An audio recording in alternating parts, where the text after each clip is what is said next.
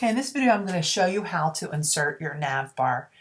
Now, first thing I want to do is I'm going to come into my code, and I can see that right now I've built my header.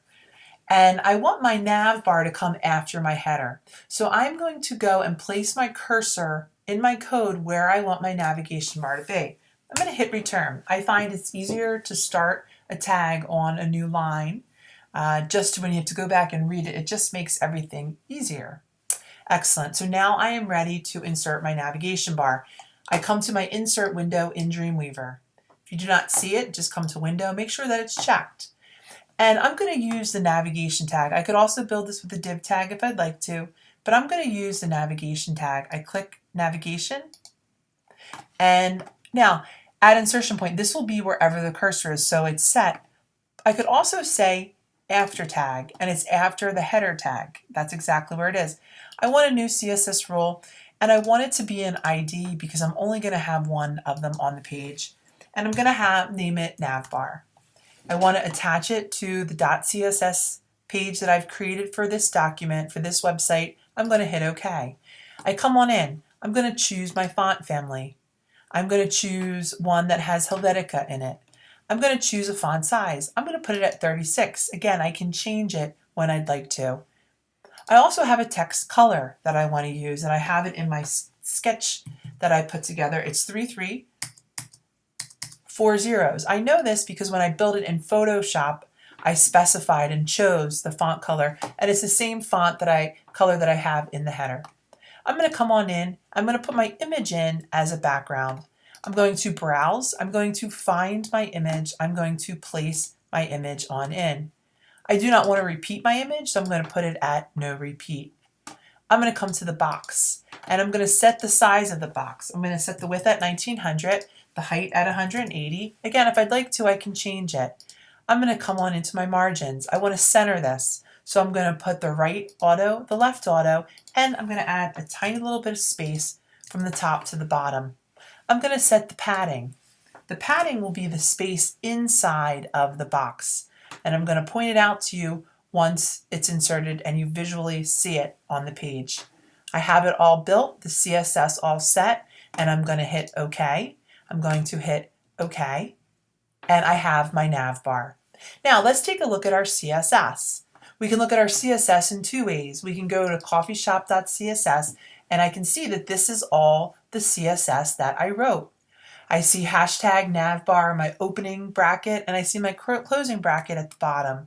And I can see all of these different things that I set are all written out here for me to view. Now in Dreamweaver, we say Dreamweaver is WYSIWYG. What you see is what you get. So I could come on in here and I could start working with the font. Oops. Now, in order to do that, I'm going to go back to the source code. And sometimes it's a little bit easier to come on into the code and delete out what's in here. And I'm going to start to type. I'm going to write the nav bar pieces that I want. I have home, and then I'm using a pike. I have menu. My next piece is going to be location. And my last piece will be contact. Okay, there we have it.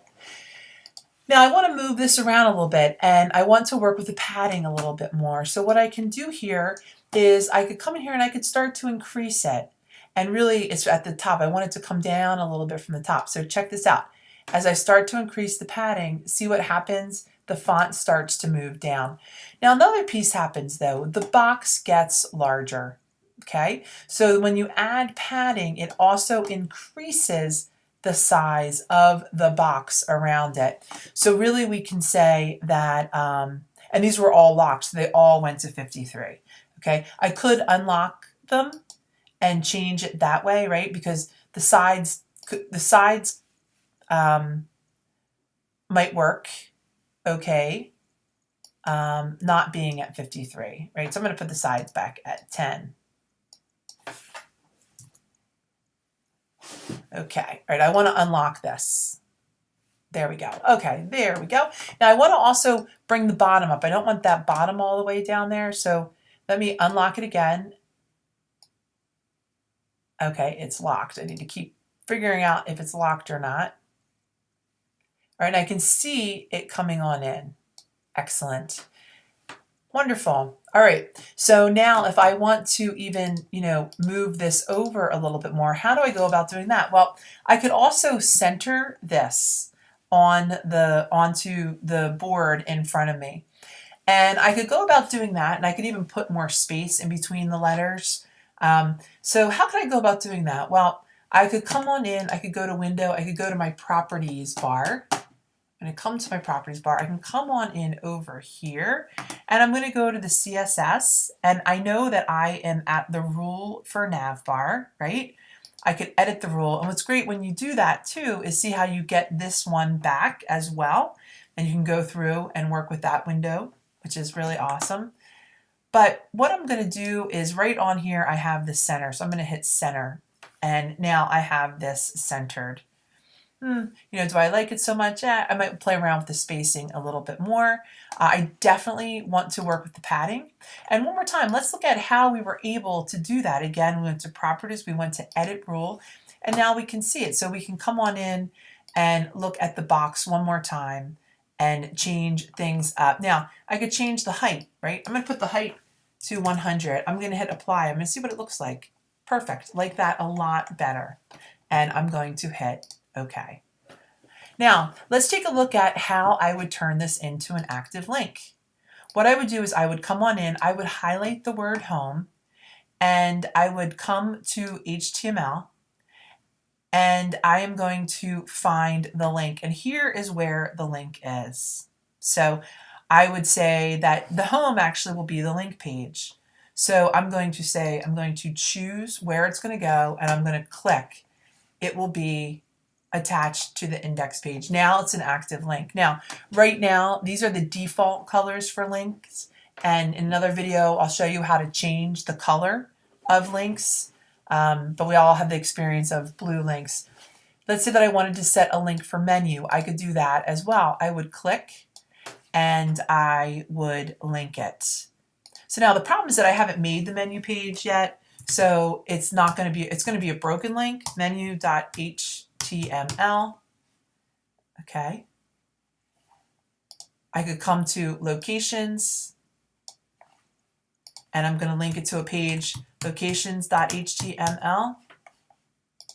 I can come to contact and I'm going to link it to a page called contact.html. All right. Again, these pages have not been created yet, so they will not be active links. But there we have it. There's our nav bar. Let's take a view of it, and then my next video, we'll take a look at how do we go about building the content bar beneath. Let's take a look. So we'll come to File. First of all, we're going to come to File, Save All. We're going to save all of them. And we're going to come to File, and we're going to say Preview in Browser. Let's choose Google Chrome. And here it is. Okay, so we can hover and we can see that we have these active links. I can click on home. Here I am at home. Now, when I click menu, it's going to go, the page isn't found because I haven't created that page yet. Same with locations, page wasn't found, and same with contact. We're moving along. Thanks so much for listening.